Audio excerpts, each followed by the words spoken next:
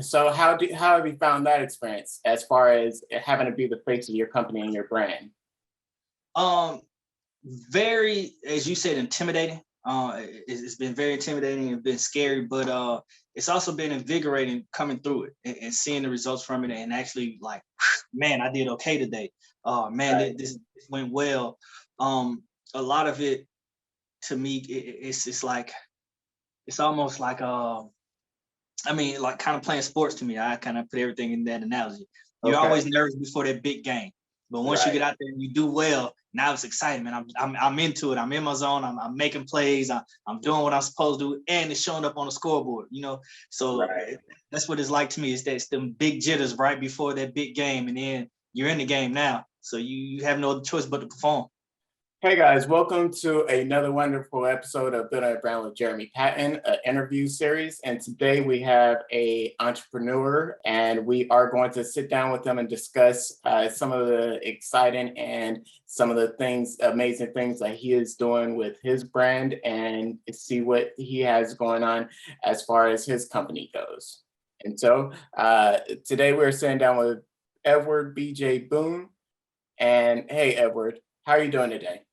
I'm doing very well. Thank you for having me. First of all, I appreciate the time you take to. I mean, appreciate the invite, shall I say? Look forward to this conversation, man. Yeah, yes. Me too. I mentioned to you a little while back that I wanted to start something like this, and I appreciate you, allowing me to interview you and to go through this whole process together. And I look forward to our conversation today. Man, one of the biggest things I had to learn, even in this process, man, is dealing with people. Because a lot of people don't know this about me, but I'm very much introverted. Like Okay. I prefer to be alone. I'm very much to myself. Um, but when it comes to marketing and I have to talk to people and I'm selling, I'm very much in your face. I'm talking to people, and I hate being on camera. I Mhm. honestly do. Like I'm never the one in front of the camera in videos, but I had to Right. work with photographers, and the pictures come out great, but most people don't understand. They actually tell me, stand like this, move your hands here, and do this, because I have no Right. clue what to do in front of the camera, man. It makes me so nervous being in front of it, and trying to be the front of anything or the face of anything has never really been me. Yeah. And so how have you found that experience as far as having to be the face of your company and your brand? Um, Very, as you said, intimidating. It's been very intimidating and been scary, but it's also been invigorating coming through it and seeing the results from it, and actually like, man, I did okay today. Man, Right. this went well. A lot of it to me, it's like it's almost like I mean, like kind of playing sports to me. I kind of put everything in that analogy. You're Okay. always nervous before that big game, but once you Right. get out there and you do well, now it's exciting, man. I'm into it. I'm in my zone. I'm making plays. I'm doing what I'm supposed to do, and it's showing up on the scoreboard. So Right. that's what it's like to me. It's them big jitters right before that big game, and then you're in the game now. So you have no other choice but to perform.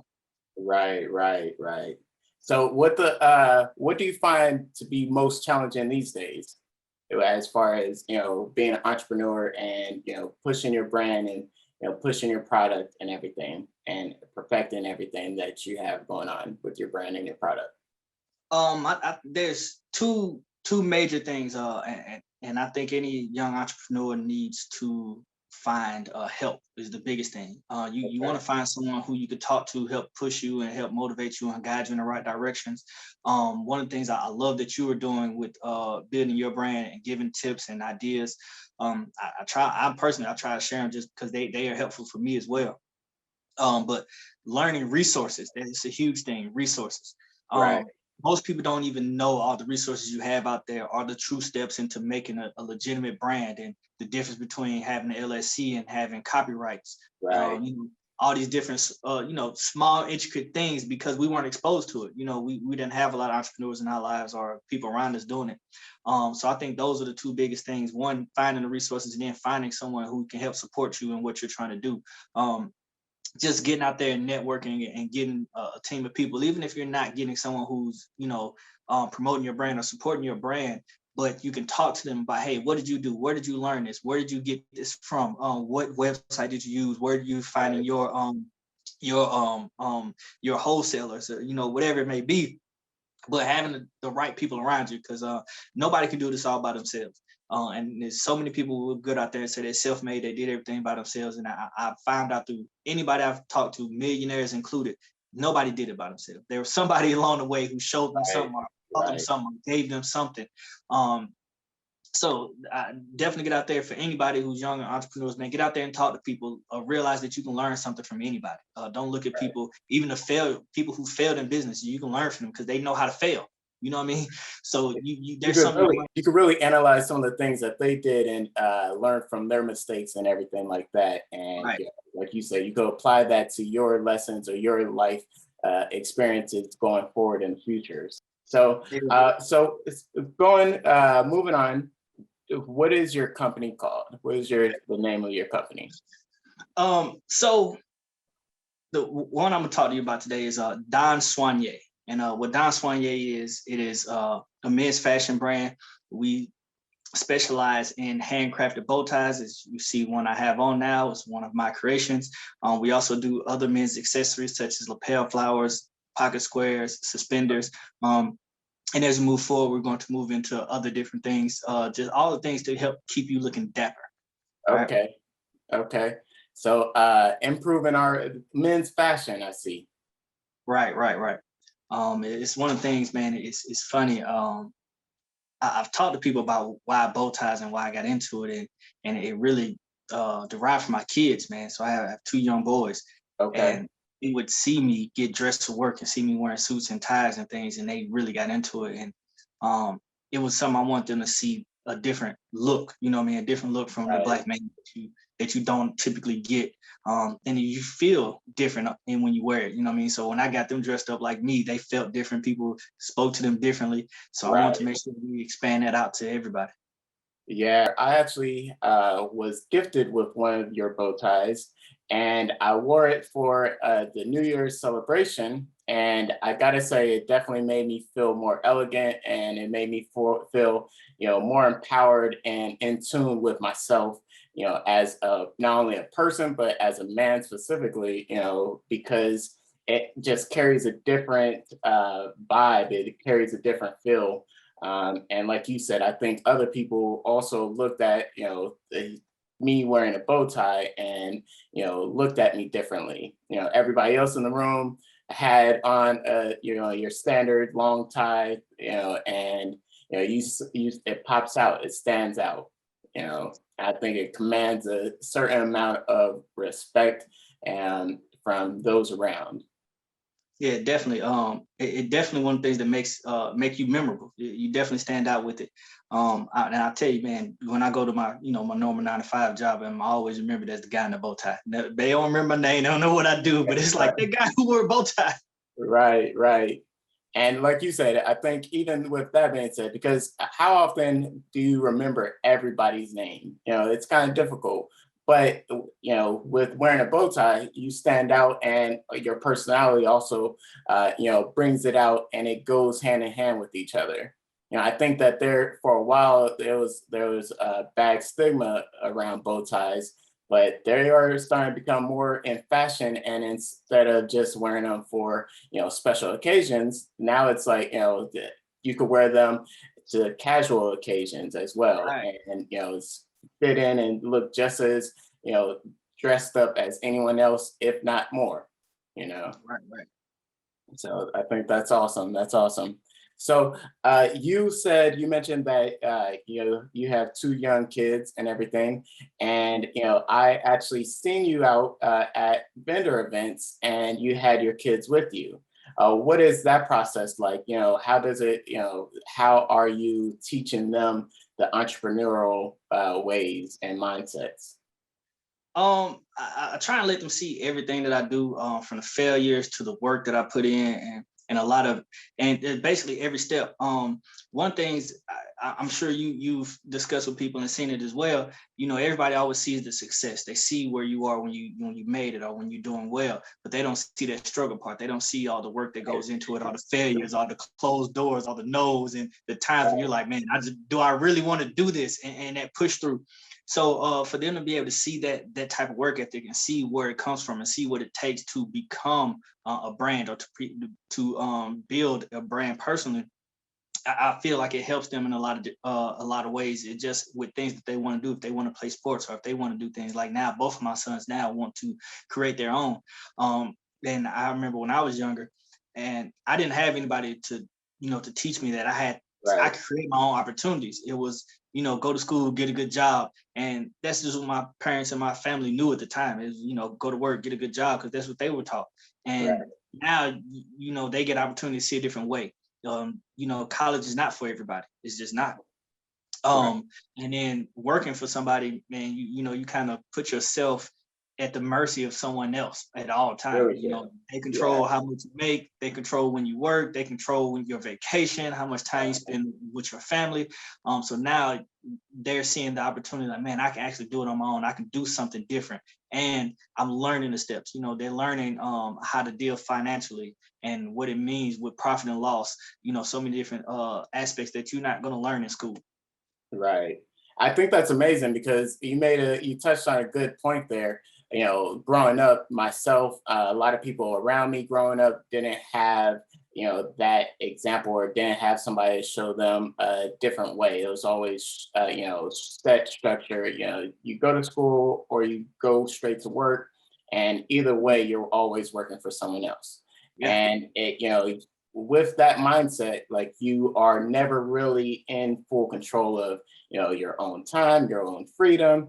And you learn how to work with your hands, and you have to learn how to work and do hard work and whatnot. But I think when you are an entrepreneur, you are not only the back end worker, but you're also the front end as well.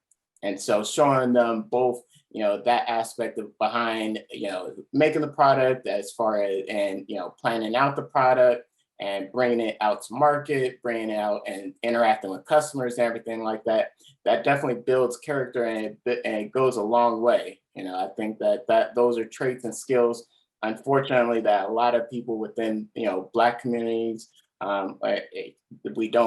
are not exposed to. And so, I think it's amazing to see, you out there, and, see you bring your kids out there and say, hey, these are some sales tricks that I do, and, you encourage them to go and start pushing sales and start, interacting with customers. So I think that's amazing. That's extremely wonderful. And my hat goes off to you for that. Thank you. For sure. So how exactly did you get started with bow ties? In the sense of, how did you find your product? Are you creating your product? How did you get into that process? And what is that process? So you want to know what made me go to bow ties in general as well? No, just in the sense of how did you get into making bow ties? Okay. How did you find that process? So man, this is a part of the long struggle part that a lot of people don't talk about. First, it was finding the resources. Okay. Finding fabrics and people who sell fabric that I like and that I need, and that outsourcing. So it was a lot of internet searching, talking to random people, Right. And then I get in touch with a factory that they literally just make their own fabrics, and I can go in there and I can pick out any design, any fabric that I want, any print that I want. And at that point, I get it in, and for bow ties, I don't need that many yards. So about 1 yard gives me about 4 to 5 bow ties, depending upon how I cut them. Okay. And once I get them in, I sit down and I plan it out. But I had to look at the fabric and picture it in my mind, like this print would look good. And it's funny, sometimes I would be with my kids because they help me pick out the prints, or with my wife, and they're like, oh, I don't know about that. That may not look good, but they don't see it the same way I see it. So once it comes together after the cutting and after the cutting, measuring, sewing, and all that, which we actually do here in my house by hand. It all comes together, and then they kind of look at it. You know what? That makes sense. I can see it now. That would look good with this. Everything that I do is all made here. Me and my kids, we Oh, literally sit down handmade and measured. everything. Yes. Okay. Everything is handmade, measured. I had to do a lot of YouTubing, honestly, a lot of YouTubing to figure out the names of certain items that I needed. Right. Like I didn't know what the hooks were called. I didn't know drits, which if you don't know what drits are, that's the little black part in there that shows the length. I had no clue what that was. Yeah. Okay. Well, that's awesome. Shoot, a lot of people sleep on YouTube Academy, but you could learn some things, for sure, for sure. And it's nice to see how everything came together. So your ties, I did want to mention, how are they made in the sense of tying them? Because you have some that you can tie by hand, but you also have some that are pre-tied. Is that correct? Yes, that is correct.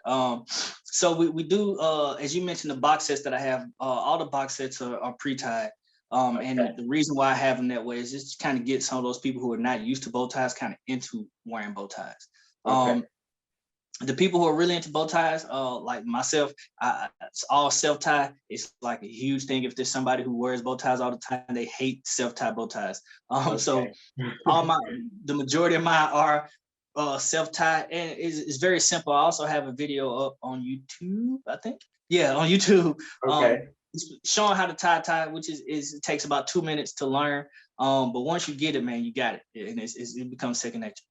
Okay, I'm definitely gonna post or add a link or even pop-up screen showing that video. That way we all could learn how to tie a tie by hand, bow tie by hand. Because a lot of people, some people may not know, and so definitely having that resource out there, helps us out. Because to be honest, for myself, I've always been intimidated by bow ties because even looking at them, it's like, how does this get into, that specific, shape? And, without knowing or having that knowledge or information. And, again, coming back from where I grew up, there weren't too many people wearing ties in general, but it's nice to see that more and more people are, definitely wearing them, including myself. I rarely wear ties. So if you do see me in one, it's definitely going to be a bow tie, 9 times out of 10 these days. So Hopefully it'll be a Don Soigné bow tie. No. Absolutely. Absolutely. True. I've seen the amount of work and effort that goes into your craft, and you're a true craftsman. There's a lot of work, and I know that it takes a lot of time to perfect, different things that, especially that we're learning that's new and everything like that. And you have it down packed, and it looks, it feels amazing. Thank you. It definitely took a lot of it was a lot of bumps and a lot of times, man.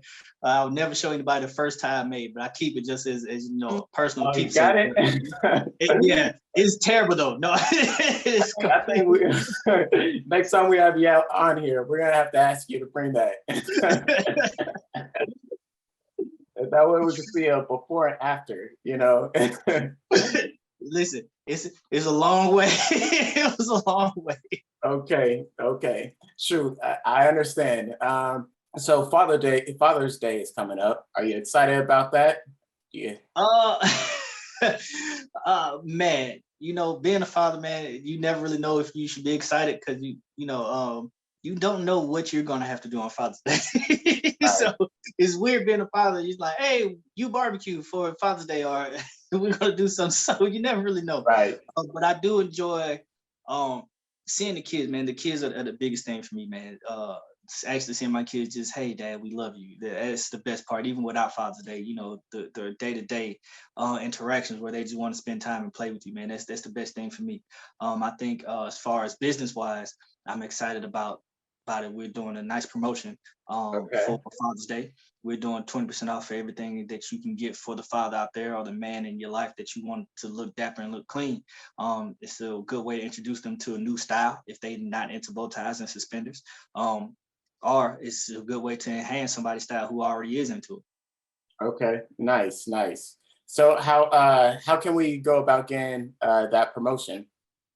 So if you go to our website, which is www.donsoigne.com, that's DONSOIGNE.com, and just type in Father's Day 20 on your checkout. Father's Day 20% off your purchase.